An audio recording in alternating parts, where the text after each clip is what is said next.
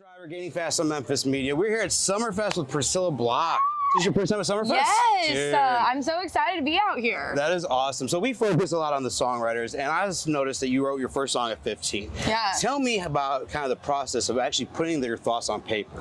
Did you think anybody was ever going to hear that? Well, you know, it's wild because I've been such a big Taylor Swift fan like my whole life, and like just fell in love with her music when I was younger, and I started playing her songs, and I just felt like I was singing about my own life, and I was like, man, like I can put my own stories into songs, and that's pretty cool. And it's a really awesome feeling when you can bring whatever you're feeling just like into a melody. She kind of paved the way for a lot of younger female, I think, artists just in general writing, because she was the first one that really was writing about truth in the world. And I love how you took that. But it kind of came full circle for you, I read. You're working at a yogurt shop, you had a Taylor Swift shirt on.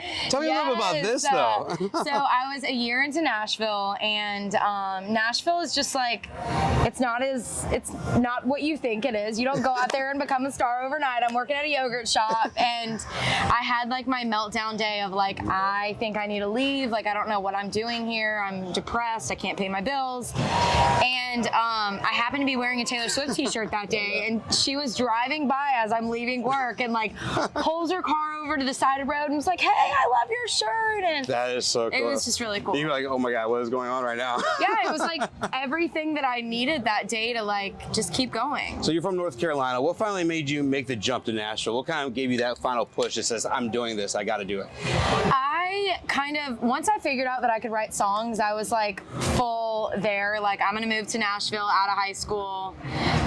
So honestly, it was really like once I started falling in love with songwriting, I left right out of high school. So it's pretty quick. That's awesome. That's cool. You just got to jump sometimes. You don't do it. You don't know ever what happened. I mean, a lot of talents came out of North Carolina, and you're just one more on that list, which I love. We're big Eric Church fans here. So I love Eric Church. To see that, have you have that North Carolina vibe too. I love it. So you're kind of teasing some stuff on your text line. What does the rest of 2022 look like for you that you can talk about right now? Definitely some new music coming out. Nice.